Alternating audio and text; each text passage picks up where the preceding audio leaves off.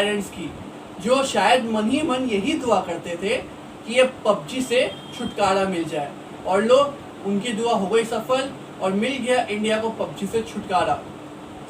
अगर आपको नहीं पता है तो बता देते हैं कि इंडियन गवर्नमेंट ने फिर से बैन किए चाइनीज ऐप्स, और इस बार बारी है 118 चाइनीज ऐप्स की, जो हो गए rest in peace, including PUBG mobile and PUBG mobile light.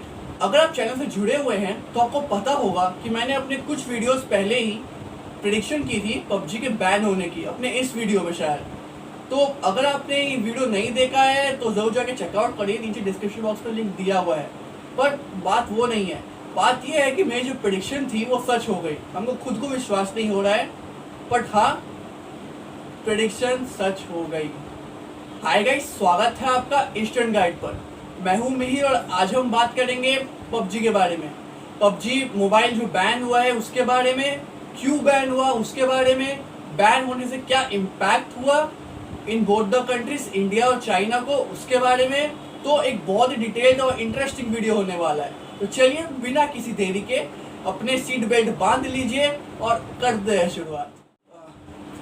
2 सितंबर 2020 को इंडिया में बैन हुए 118 चाइनीज ऐप्स।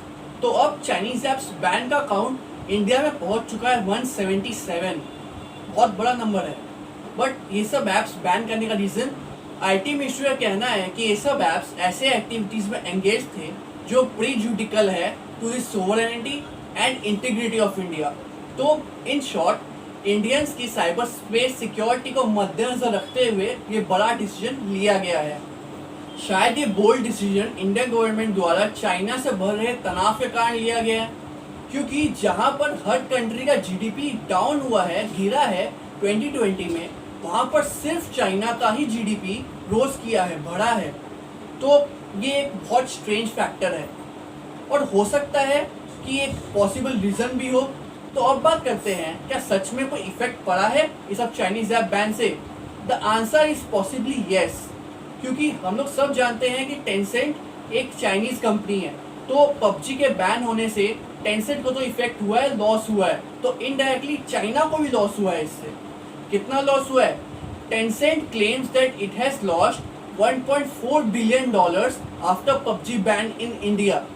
और पबजी बैन हुए टाइम ही कितना हुआ है? तो आप सोच सकते हैं कितना बड़ा मूव है, कितना बोल्ड मूव है इंडियन गवर्नमेंट द्वारा। Indian government is mainly focusing on made in India.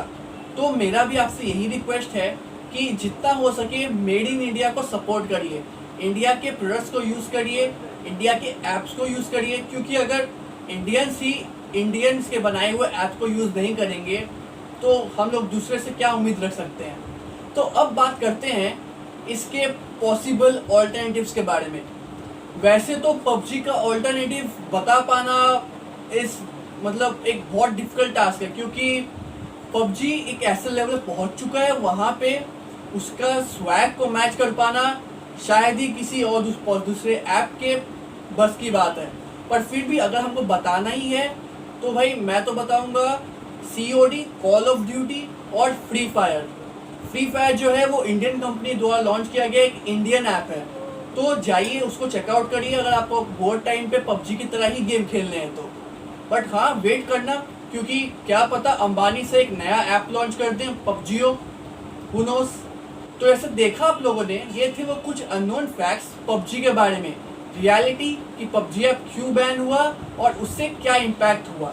तो अगर आपको वीडियो पसंद आया हो तो उसको लाइक कीजिए, शेयर कीजिए, ताकि ज़्यादा से ज़्यादा लोगों तक वीडियो पहुंचे और उनको ही पता लगे इन अननोन फैक्ट्स के बारे में।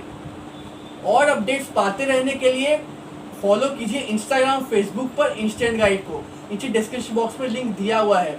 चैनल से जुड़े रहने के लिए सब्सक्राइब बटन को हिट करिए और बगल में बेल आइकन को बजा दीजिएगा, ताकि आपसे कोई फीचर के अपडेट्स मिस ना हो पाए। तो समय आ गया है आपसे विदा लेने का। मिलते हैं नेक्स्ट वीडियो में एक नए टॉपिक के साथ। जय हिंद।